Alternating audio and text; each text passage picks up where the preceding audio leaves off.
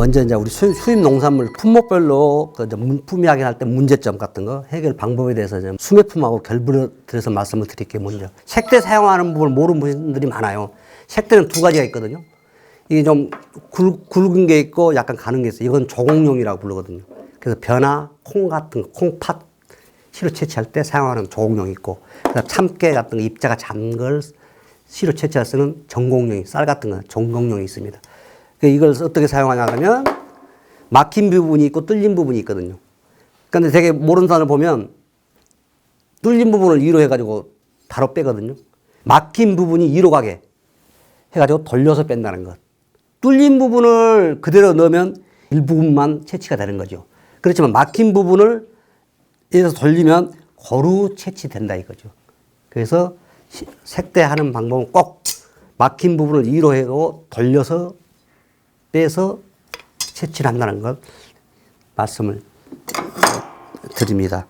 채에 대해서 말씀을 드릴게요. 채가 보면 이게 이제 그물채가 있거든요. 이건 참깨, 이물이랄지 미숙잎 측정하는 그물채가 있고, 콩나물콩이나 팥 같은 거 입도 측정하는 이 둥근 눈의 판채가 있어요. 두 가지가 있는데 여기에 할 때는 100g으로 하는 거고, 여기 판이 큰 거는 200g으로 채로 채취를 하는데,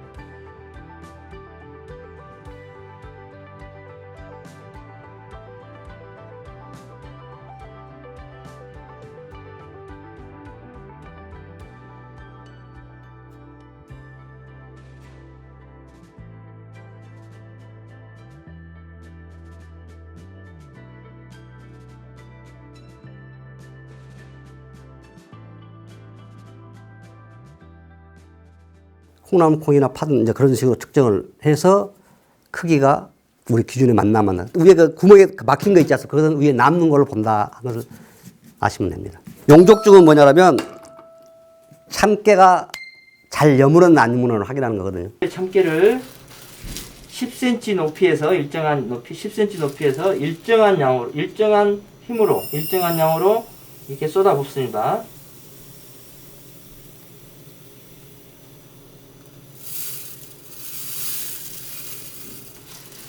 반드시 이렇게 납작하고 판처럼 되어 있는 걸로 쓸어내되 가면서 좌우로 이렇게 쓸어내야 되는 것입니다. 1리터에 580g 이상이면 이게 합격이거든요. 이런 식으로 용적증 측정을 이걸 잘해야, 대지를 잘해야 되거든요. 마늘은 보면 이제 우리나라에서 지금 생산되고 있는 게 한지역 마늘, 보통 경북 의성, 단양에서 생산되는 마늘인데 주로 그 육종 마늘이라 그러거든요. 우리나라 재래종입니다. 그 다음에 이제 난지역 마늘이라 해가지고 우리 남도 마늘이 있고 대서 마늘이 있어요. 남도 마늘은 제주도에 생산되고 전라도 무안이나 신안, 그 다음에 경남 남해에서 생산되는, 이것은 보통 8족 이하. 이건 또 우리나라 대서 마늘이라고 부릅니다. 대서 마늘이라고 부르고, 오늘 창녕이나 영천에서 생산되는 마늘인데 이것은 보통 13쪽 정도 됩니다. 쪽수가.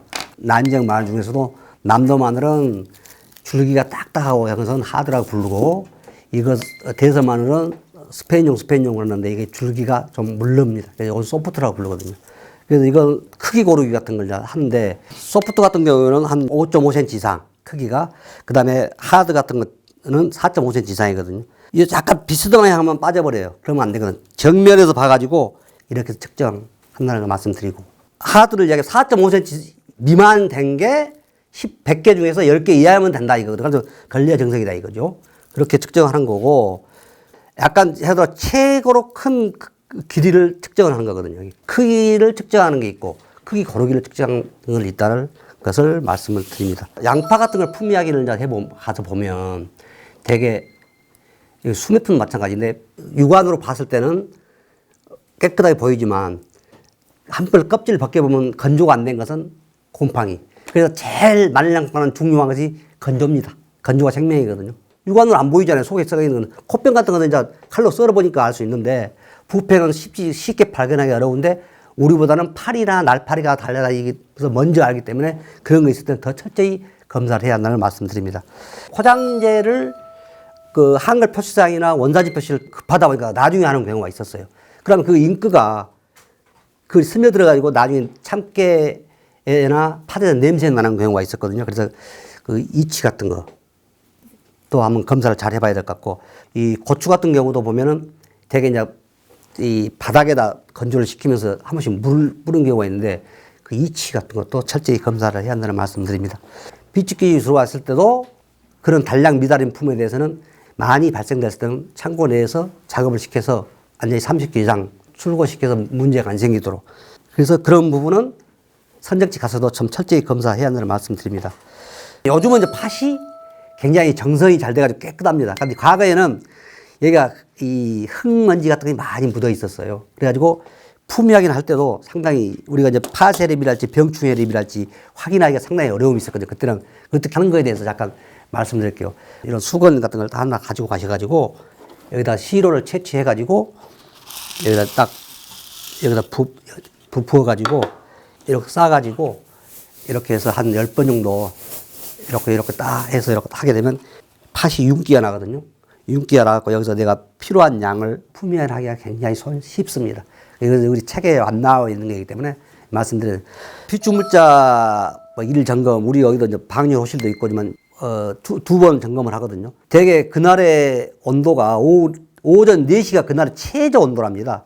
그 다음에 그날 10시가 그날의 평균 온도고 오후 2시가 제일 높은 온도. 그래서 좋은 창고는 오전 10시에 온습도를 측정하는 거고 그 다음에 방열호실은 오전 10시하고 2시에 측정을 한답니다. 보관하는 마늘은 자주 들어간 게 좋진 않아요.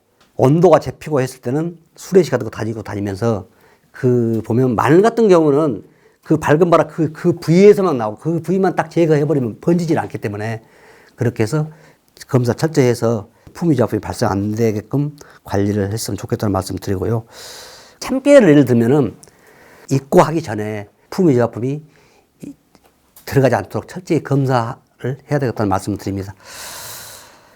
잠깐 용어 정의를 좀 잠깐 말씀드릴게요. 그 인수도 조건에 보면은 뭐 상차도니 뭐 문전도니 차상도니 그 용어 정의가 3가지가 있는데 먼저 문전도를 말씀드리면은 창고에서 물건을 출고시켜 가지고 창고 데크 앞에까지 갖다 준 것이 우리 책임이고 차에 실은 것은 인수자가 부담하는 거고요.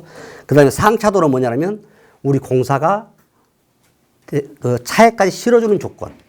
이거 인수자는 그냥 실어주면 가져가는 상차비 부담을 공사에서 한다는 그게 상차도 조건이고요.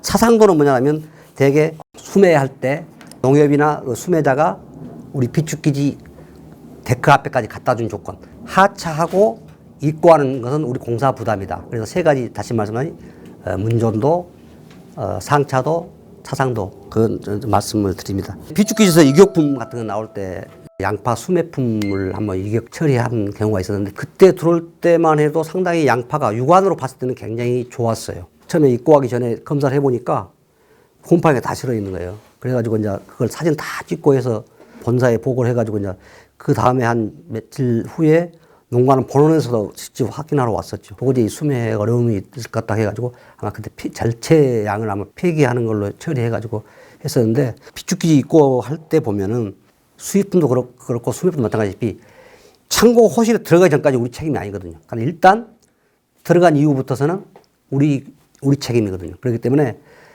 우리가 되게 뭐 수입품, 수매품 막 바쁘다는 핑계로 막 확인도 많이 제대로 하지 않고 막 입고 하는 경우가 있는데 들어갈 때 일단 입고하기 전에 철저히 검사를 좀 해야 되지 않겠는가.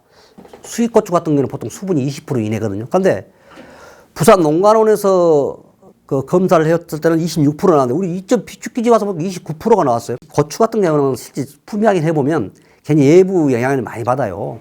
그래서 비닐 봉지에 시로를 넣어도 안 되고 맨손으로 잡아도 안 되고 바로 채취하고 바로바로 그 검사를 해서 나올 수 있도록 그렇게 좀 관심을 해야 될 것 같고 적재 방법에 대해서 좀 말씀드리는데 특히 마늘양파 같은 경우에는 공간 확보가 굉장히 중요하다.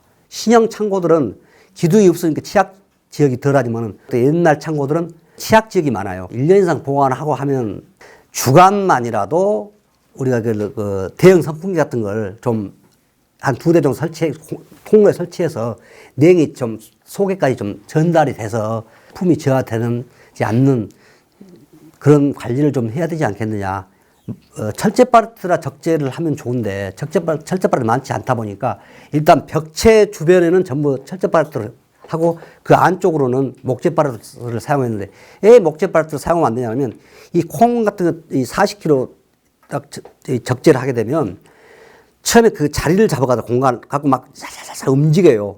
움직이다 보니까 나중에 한쪽으로 무너지는 거가 그리고 안전사고 위험이 있을 것 같아요. 그래서 우리가 만약에 수매권 같은 거 같이 하게 되면 보관을 하게 된다면 목재 팔레트보다는 철제 팔레트에 적재하는 것이 더 좋지 않겠느냐 그런 그 과거 사례를 말씀드립니다. 이상으로 마치겠습니다.